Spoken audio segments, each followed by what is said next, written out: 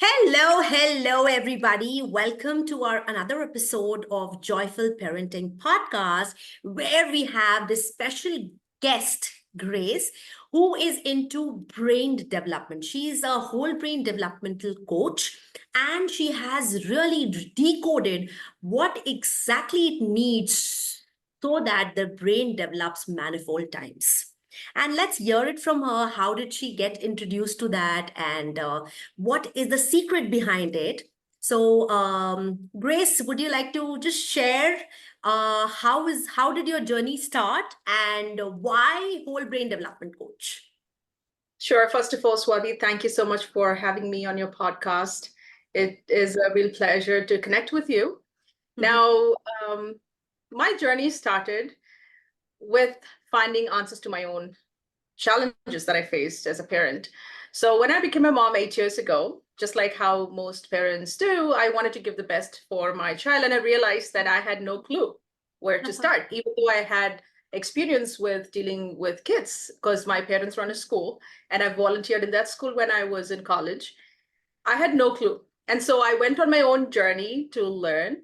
And so even though I never followed a particular system as such, I, did some activities with him. I read with him. I played with him. I sang with him. I was silly around him. And I noticed that he was hitting milestones way ahead of his age, right? And it really blew me because I did not expect that coming, right? Because I was not following a set of, strategic path. And so, like, to give you an example, he started reading. When I say reading, not just simple three-letter words, CVC words or stuff, but reading chapter books when he was just 2 years old. It was like, how in the world did it even happen? Right. And so I was just looking for support group. As I said, this is back like 8 years ago when Facebook groups were popular. We did not have Instagram reels as such, right? Right. And so we spoke with his pediatrician and other people, and they suggested we find a support group for him. And so someone suggested we get him in MENSA. MENSA is one of the oldest high IQ societies in the world that gives support to highly gifted and talented kids. And so we got him tested, got him in MENSA. I was really happy. I thought I was doing the right thing. But it's just a matter of time. I realized I was not doing things right? Because high IQ is not the only thing that is required. There are other factors, other aspects of development that we also need to focus on, like social and emotional development, like the bonding with the child, the habits that we are supposed to help the child develop so things are automated, like the belief system that the child has. And I was like, oh my God, what am I doing? Because I was getting into constant power struggles with him. And I was trying to get my own answers. So that is when I realized, hey, you know what? We are just looking at only some aspects of development, right? Especially the cognitive aspects. And even with respect to cognitive aspects, there are only some aspects that we are focusing on. There are other things that we are missing out that are equally important, if not more important. Right. Right. And so that is how my journey started. I started learning more about the brain, more about, early learning. And my journey started to find answers for my own self. And now I'm sharing with other parents just like me. Oh, lovely. That's quite lovely. So how do you actually describe whole brain development to parents who are really not familiar with the concept? Okay. You see, at the end of the day, the brain is the master controller of our body. It controls everything that we do, from how we think, how we behave, how we feel, how we respond to other human beings. So it is the master controller. And it can be divided into many ways, but the simplest way to divide the human brain is into its two hemispheres, the right brain and the left brain. And most of us would be familiar with the right brain, especially parents who have little children. But looking at the brain as a whole is a very important concept. See, the school leans more toward the left brain, and parents, especially during the first few years, and with social media, we have that awareness, they lean more towards the right brain. So for someone who's new, let me just explain what these two hemispheres are and what are their functions so you can, understand things better. So the right brain, we call it the genius brain because it has some really cool features, right? And the right brain has, of course, really cool features like subconscious learning. Like, for instance, um, it helps you learn without much thought, without much thinking. Like if, let's say that Swati, you go to a birthday party, right? And they play a song. You don't have to pay attention to the lyrics in that song or want to learn the lyrics in the song, but because it is played at the background repeatedly, on the way back home, you would find yourself singing that song, right? That's subconscious learning. Whereas the left brain would help you in conscious learning. You pay attention to what you're learning because you have an exam coming up. And the other thing is the right brain helps you process information at high speed and as images. It favors images. So if you're reading a book, your right brain will help you take in images. But the left brain would help you process the text, right? Language. And the right brain is like, let's say that I show you a picture of a garden. Your right brain would help you look at that picture and interpret it as a whole, like put all those pieces together and interpret it as a garden. Whereas the left brain will look into details. Hey, I see a flower there with 5 petals. I see a butterfly. I see a woman walking. So, these two brains function very differently, but they have to function together. Because at the end of the day, as human beings, we need both sides of the brain to do all the cool things that we get to do as human beings. Correct. Right? So during the first few years, brain development is so intense, and most of us know that. Because when the child is born, everything is new. The physical brain is there with all the neurons. And by the way, babies have more neurons than you and me, like any adult on the planet. But it has to be connected. That neural connection has to happen. If not, it's of no use, right? And how does that happen with every experience that they have? And with every experience, they learn something about the world. And every time they learn, the neural connections happen, the brain is built.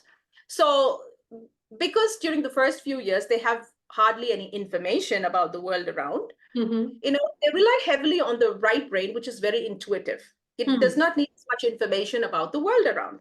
So they have easy access to those, high-speed processing, subconscious learning that you and I might not have because we have enough data about the world around. We've collected enough data about the world around. And so we rely heavily on the left brain, which is the logical side of the brain.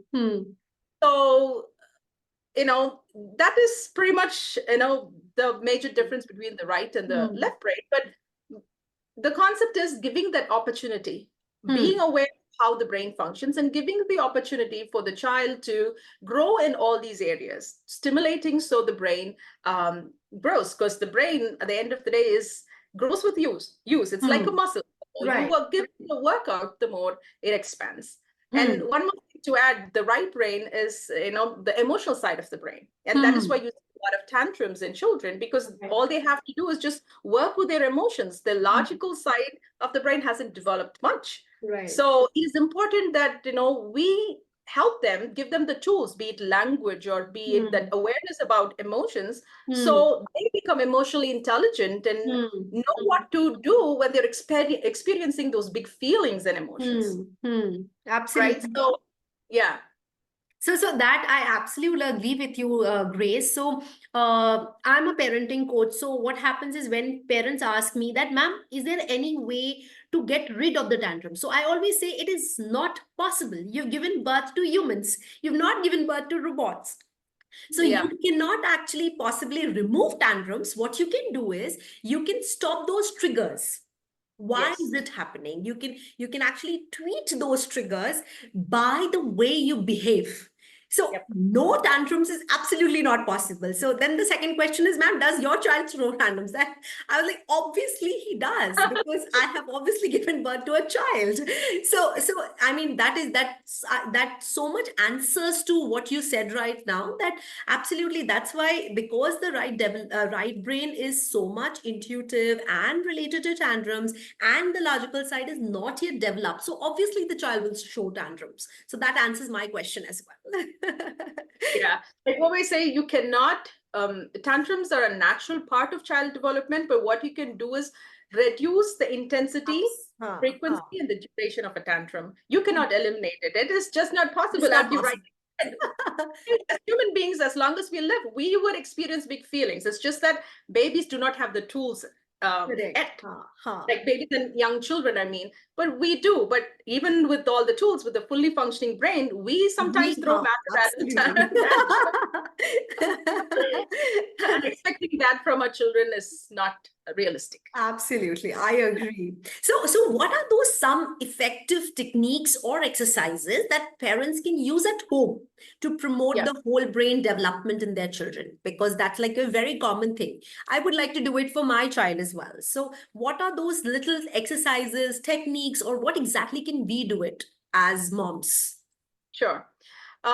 One thing that's quite popular is flashcards, right brain. The Hmm. reason why, again, it's not just about showing you flashcards, but it is about why you're doing it, having that Hmm. understanding as to why you're doing it. There are many benefits of using flashcards, and Mhm. the primary benefit is you are helping your child learn so many facts about the world. And Hmm. at the end of the day, that is not there. They're born with little information about the world. And when you are um, introducing flashcards, you are even making it possible for the child to learn about things that are not easily available in their immediate environment. Hmm. Like, for instance, Hmm. you using a flashcard, you can help your child learn about a rhinoceros that I'm sure you and I do not have in our home, right? Hmm. But Hmm. it's a fact about the world. Hmm. So those are simple facts. The word, like when you it is the foundation, it's a building block. Hmm. You need to know the word first in order to understand more about the word. But Correct. if that word doesn't exist in your brain, well, now it doesn't exist in your world.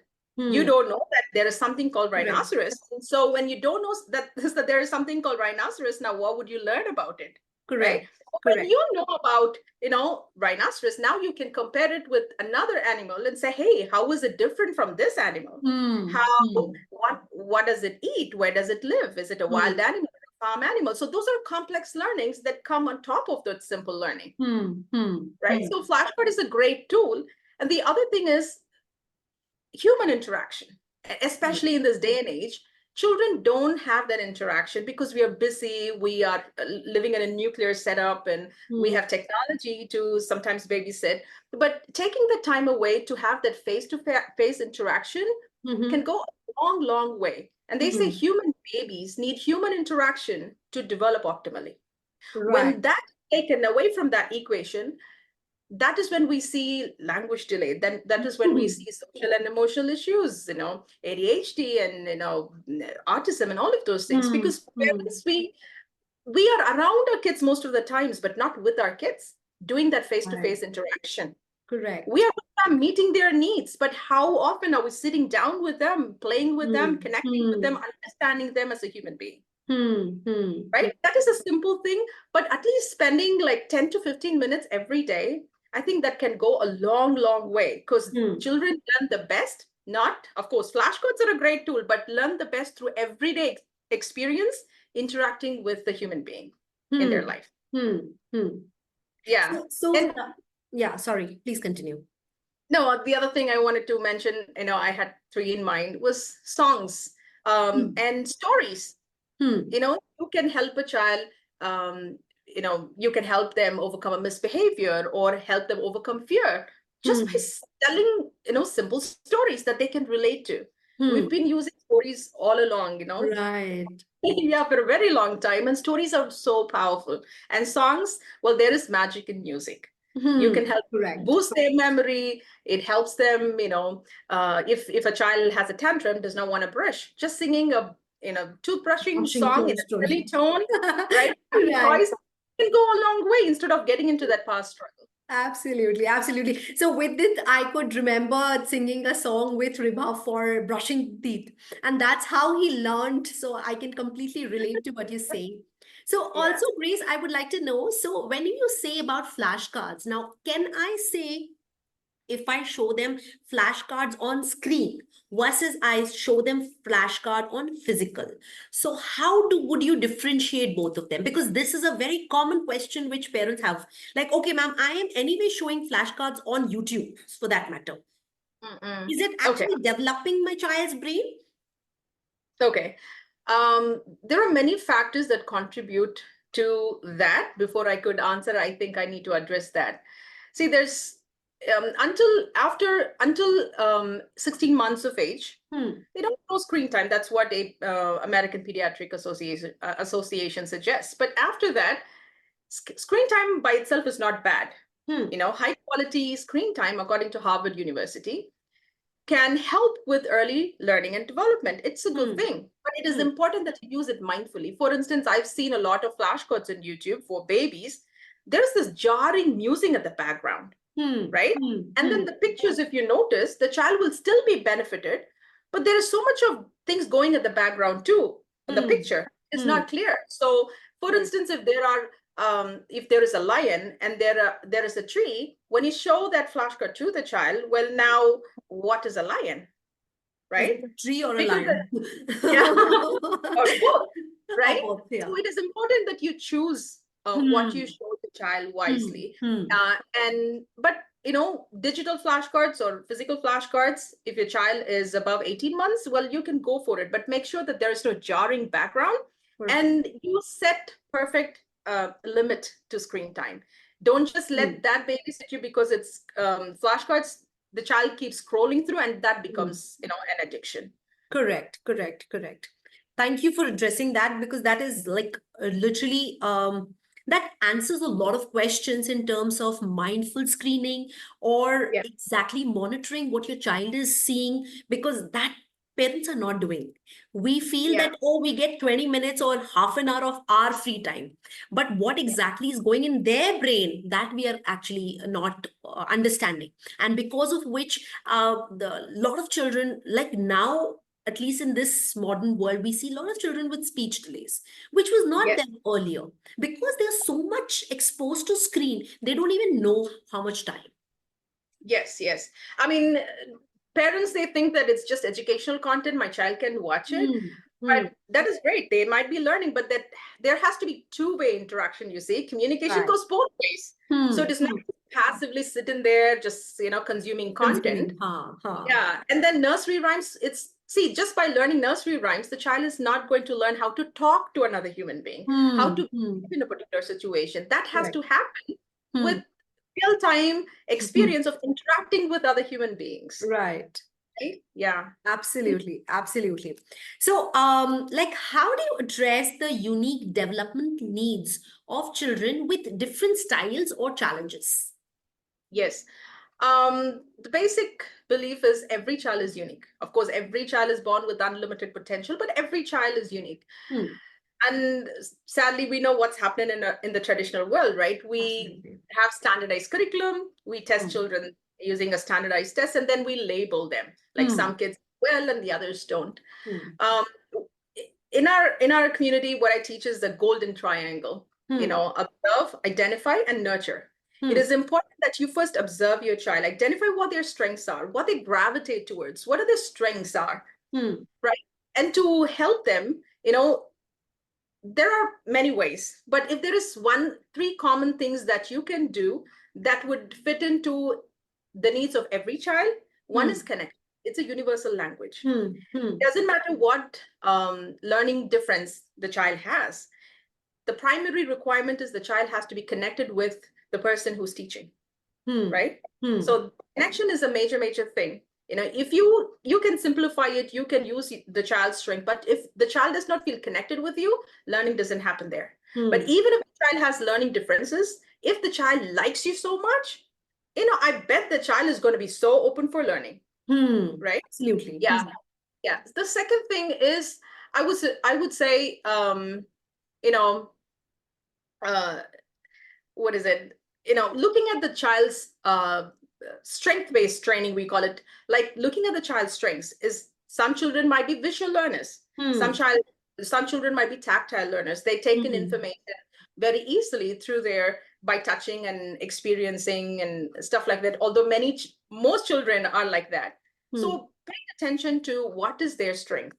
And not just that, maybe a child might like cars, and using car as a tool in your teaching, while you're helping your child learn, using the favorite toy, even though sometimes it can be a distraction, but using your creativity and coming up with ways as to how to use that particular tool when it comes to learning. Maybe if you're, for instance, if you're teaching counting, right? Let your child count cars. That, yeah, the power struggle would drastically reduce, because now the child gets to do something that he or she enjoys. Right, right. Absolutely, absolutely. That's true with when we learn phonics or other things also. Like Yes. when the things are right in front of them, then they enjoy more. That's why we say like learning by doing is much better than just sitting and, watching, or, watching you talk and consuming, because that is very difficult and trickier. Yeah. Yes. Absolutely. So with that, can you share some specific examples or like success stories from your practice where the whole brain development techniques made a notable difference? Sure. So there was this mother who joined a community. She was a mother of a 2-year-old. When she came in, she just wanted to know how to give her child the best experience possible so she can, accelerate learning and brain development. And she came in so she would get some activities. Of course, we have a lot of activities, but other than that, we focus more on bonding, because I'm all for connection. If that is taken out of the equation, like for instance, you can do all the activities you want, but when you're constantly yelling at your child, when you are, when you don't know how to process your own emotions, well, it rubs off on the child too. Right. Very soon, the child will not come to sit down and learn with you. Correct. That is gone. So she came in to just get activities, and she was just in for a surprise, because it is not just activities. Before we start activities, we bond with the child. We have that ritual where we hug the child. We call it the 3P model. Like, you use positive affirmation, positive encouragement, and physical touch. Physical touch is, really powerful, right? With those high fives or hugs, it really relaxes the child, puts the child in that safe zone where the child is more open for learning. And she was like, "Ooh, what am I even doing here?" So yeah, and according to her, she was like, I came here for the child, but then it is about me learning those skills, those little tweaks that make a huge difference. So it is not just the what, doing flashcards or those activities, but how we do makes all the difference. Absolutely, absolutely. So in this, I also remember. So I don't remember who is the famous psychologist who said this. He said that 12 hugs a day makes a difference in child's life and increases the oxytocin in their brain, which helps in development of the brain. As soon as you said that, it is not about, and I mean, just showing what all or making them learn. It's about the physical touch. That touch or that hug makes so much of difference, like the child's brain development, or overall development, or child's confidence, everything is boosted because of that. Yes. Now, so how can parents really balance the academic achievement with emotional, social development in their child's upbringing? That's an interesting question, actually. Very important question, I would say. So of course, academic achievement is important, because that is how we find a place in the society.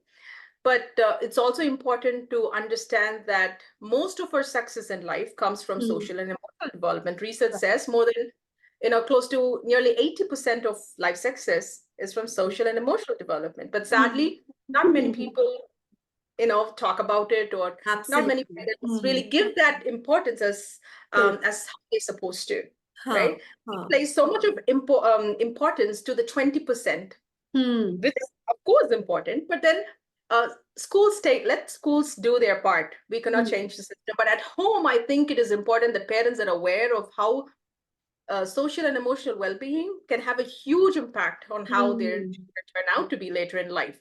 When it comes to fulfillment in life, it is not just about getting a high paid job, right? It's about having that fulfillment. It's about understanding themselves and process their emotions, understanding their partner's emotions, and having that great relationship. At the end of the day, we are social creatures. We need to we find joy and meaning in having meaningful relationships. Correct. Right. And also our children. Like, if we don't figure things out ourselves, like even if we have kids, we love them dearly, we'll take a bullet for them, right? But Correct. when we constantly get into that power struggle, and instead of enjoying our life, now where is that enjoyment now? Right. It is, Right. you do what I did. I went to school. I did well. You do well because someone else is doing that. That competitive mindset. Correct. Okay, competition to some extent, it's healthy, but also realizing what is so important, which is social and emotional intelligence is non-negotiable. Mm. If we really want to have a more meaningful, fulfilling lives, it is important that parents pay attention to that as well. Absolutely, absolutely. So, what role does really emotional intelligence play in their child's overall development, and how can really parents nurture this aspect effectively? Right. Emotional development, if a parent wants to nurture, I think it has to start with us, honestly. I mean, that was me, right? I just shared with you my story. Right. I thought when we become parents, it's all about the child. It's the child, what can I do? What is the best thing that I can do? Because we all love our children dearly, Absolutely, right? absolutely. Huh. We will do anything for our children, but we've, we're not aware of what is the priority. Hmm. We have a priority, right? Parenting begins with us. And so if we want our children to be emotionally intelligent, I think we need to model it Hmm. first, Hmm. right? Like we need to first learn those skills needed. We need to Right. be aware of how emotions work. And the second thing is, for some reason, primarily because of our upbringing, we feel uncomfortable when our children experience big feelings like anger, Hmm. sad or mad or frustrated, disappointed. We cannot just take it. And so, Right. for some reason, we interpret it as, oh, there's something wrong with my child. He's getting angry all the time. Or we interpret it as, oh, there's something wrong with me as a parent. I'm not doing the right thing. Hmm. Correct. But understanding that emotions, as you just rightly mentioned at the beginning of the call, is part of being a human. You Hmm. cannot eradicate it. It'll come and go. You know, Right. that is a gift that we have. It Hmm. tells us about the inner world. So you cannot just eradicate it completely. Hmm. So Hmm. the other thing is welcoming all feelings, but Hmm. welcoming does not mean you approve of that behavior. Hmm. Hmm. Our Hmm. one of our job description is to teach our children to have those skills. So when Hmm. they experience big emotions, what is that they're supposed to do? It is not to shut that emotion down, Hmm. but when they're experiencing like maybe anger, what can you do when you're angry? How can you communicate still respectfully? What can Hmm. you do to calm your body down? Maybe you want to Right. take a break or take deep breaths and drink water. Again, you cannot just teach a child, "Yeah, okay, when you're angry, you take a sip Huh. of water." It doesn't happen that way, because when you're angry, you have this fight, flight, freeze response in your brain. Hmm. It is on autopilot. It's the alarm system in your body. It's like wow, wow, wow, and you're Huh. on autopilot, right? Hmm. Hmm. Hmm. You immediately do what you've been doing all along, or what you've observed other parents do or your Absolutely. parents do. Yes. Yes. I agree. Hmm. So when you break that pattern, now your Hmm. child can learn from you, because they learn the best through everyday interaction with other human beings. Hmm. So I think it has to begin with us. Hmm. Hmm. And the other thing is, really taking the time to labeling feelings, because Hmm. children do not know about, Hmm. what Hmm. it is. You need Hmm. to give them words. Every time they are angry, call it out. I Hmm. see that you are angry. I see that you're sad. So Hmm. calling it out gives them words that they can Hmm. use. Hmm. It helps them understand their experience better. Hmm. And Hmm. not just that, because of that, awareness is the first step. When they are Hmm. aware, now when you give them the tools, they are more likely to use it. Huh. Absolutely. Yeah. Absolutely. So this reminds me. So my daughter is 12. So in their school, they did an emotional chart.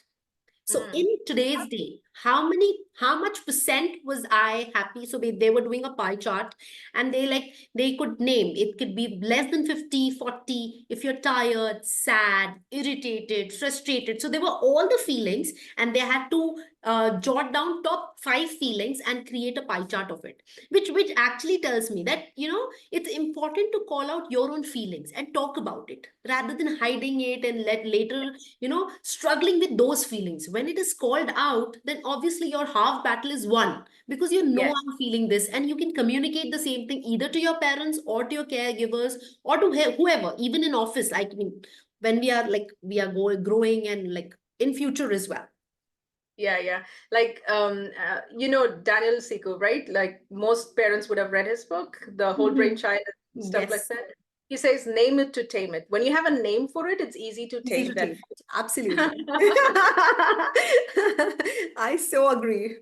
So, in your experience, how do like cultural or family dynamics influence the implementation of the whole brain development strategies? Okay. Um, Again, when it comes to whole brain strategy, everything is involved, all the aspects. We look at all the aspects, and we Hmm. begin right from when the child is born, that awareness has to happen. Hmm. And cultural, I work with parents all over the world, but then especially India, let me talk on behalf of India, our country. Even though awareness is there right now, Hmm. earlier when I started this journey, the mother would wanted to practice whole brain development, Hmm. starting because she Hmm. has the awareness, but most of the family members would not agree to it. They would be like, why are you torturing the child? You Hmm. know, and I completely agree from where that thought is coming from. Hmm. Because most of Hmm. us, when we were growing up, learning was not fun. Hmm. It was Hmm. for the most part, boring Hmm. lessons, assignments, punishments, whatnot, shaming. And so we associated learning with torture, learning Hmm. with pain. And Hmm. so generally, because they love their child or grandchild so Hmm. much, they Hmm. don't want them to go through that same experience as how they went through, Hmm. right? That is a Hmm. very pure intention.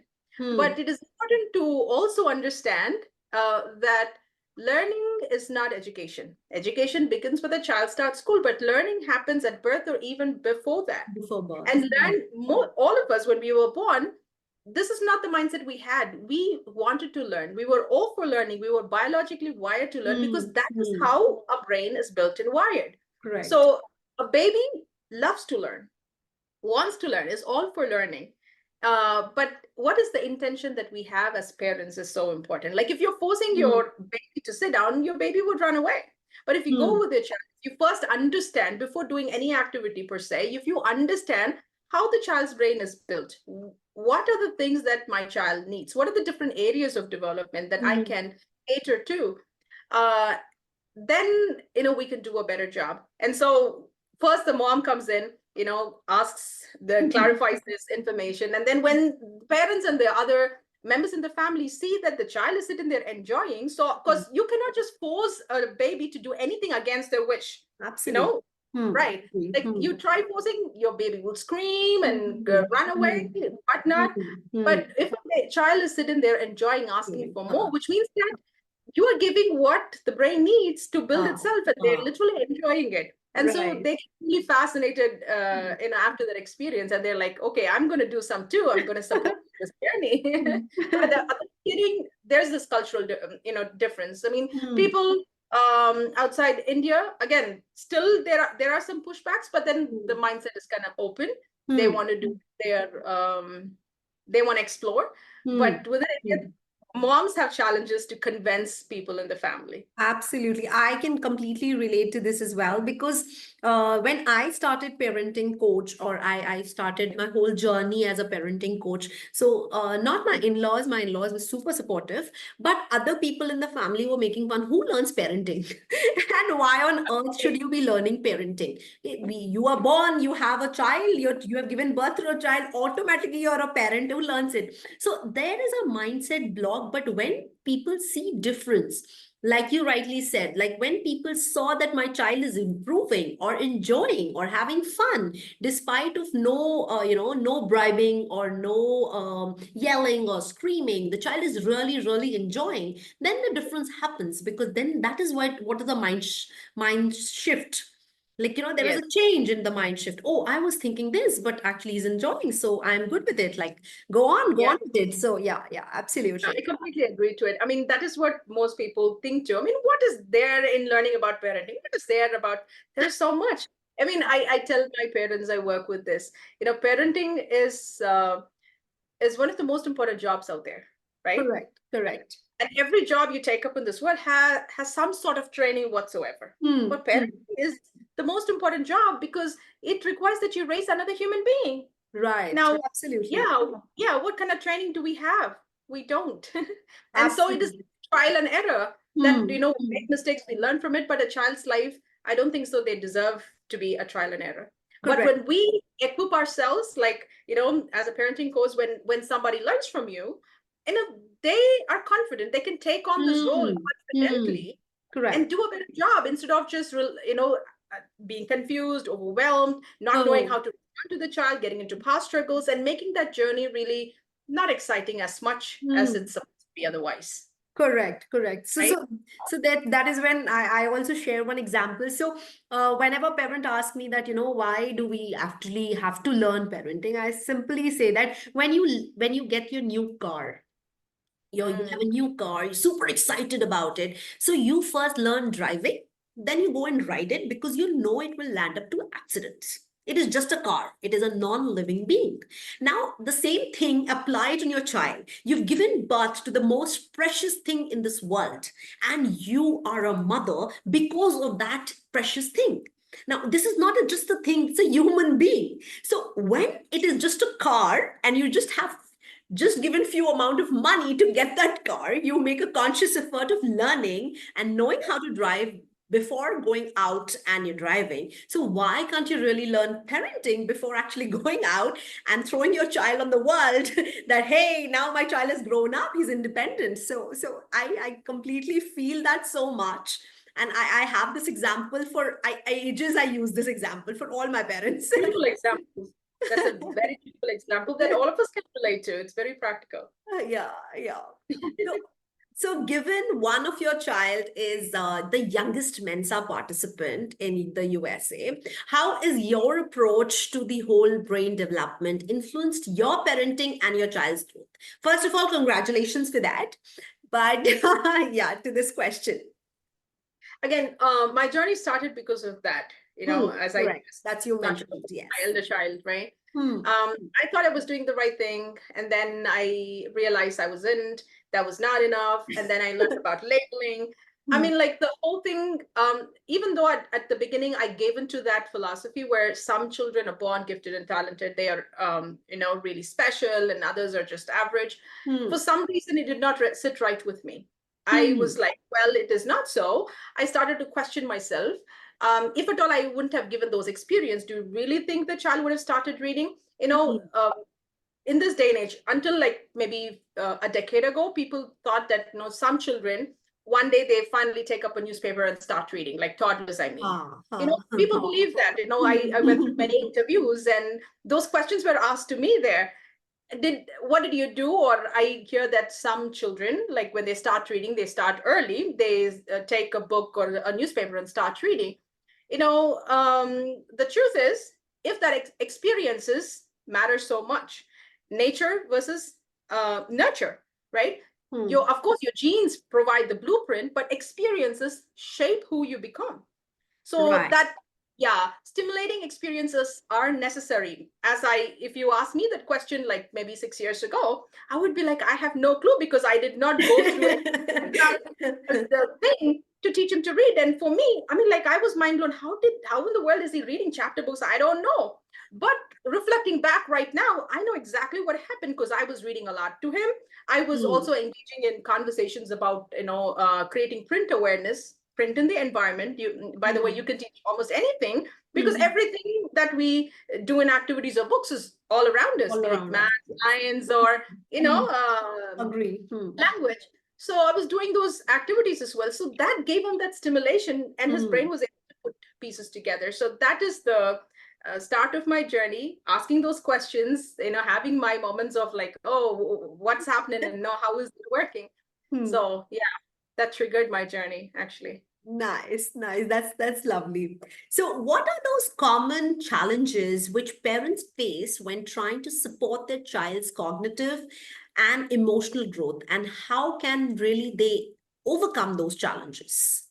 One is bonding, which you mentioned, that yes, you Yeah. need to bond, but what are those other things which The other thing is, I would suggest awareness. Like, for instance, with social media, what I notice parents doing is they just go online, they get random activities and they do at home, not Hmm. understanding things at its entirety. I think Hmm. before you can start doing activities, it's important that you understand your child, understand your roles and responsibilities as a parent, understand what are the areas that I need to support my child, Hmm. right? Hmm. Because there are Hmm. different areas of development. Hmm. And also understanding that, doing some random activities might, of course, to some extent benefit the child, but not Hmm.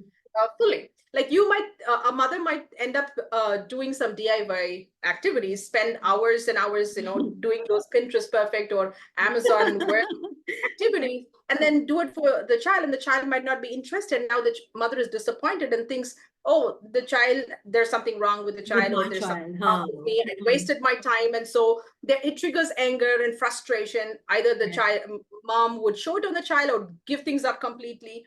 So social media is a great thing to create Hmm. awareness to some extent, but I think parents have to it also has this downside where too much of information, Hmm. wrong Hmm. information. And Hmm. so I think parents need to, like, first understand those basic little concepts as to what am I supposed to do.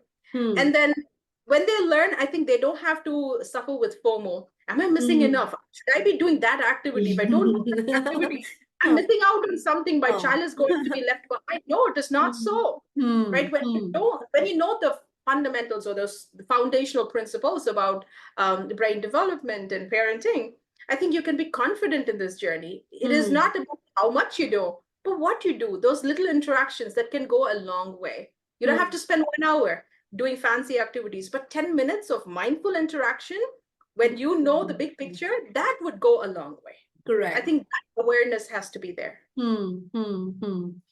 I agree with you. I agree with you for this. So, how can really parents get in touch with you? That is the most important thing now. So, in case parents wants to learn from you or parent want to get in touch with you, how is the best way to connect with you? I'm on social media as Grace Riyas, Mhm. Riyas. Mhm. And also I do my free webinar. Okay. Um, I would share the link with you Please do. so I that, will put it on yeah, the podcast. Yes. yeah. Yes. Perfect, perfect. So thank you so much, Grace. We had such a wonderful session wherein we understood about the brain development. We understood that bonding comes before doing, and so there were a lot of takeaways from this, so from the session, from this podcast. And I want each one of you to actually go through this podcast one more time so that you can understand the basics of it and get in touch with Grace for any special needs, or do you do one-to-one consultation also, Grace? If I any do, but interested. I've paused for now because, like, we're in the matter of moving countries. We are in Canada, going back to US, but I would Sure. resume it very soon. Sure, sure, sure. So, one-to-one is also available, but make sure that you attend her free webinar, which she does, so that you can get more understanding. This is just an overview and just a short form of what exactly she has to offer. It's much more than what we've discussed here. So with that, thank you so much for hearing and watching, and we'll come with another podcast very soon. Thank you, Swati, once again for having me. I really enjoyed having this conversation with you. Thank you so much. Thank you so much for coming, Grace. That means a lot. Thank you.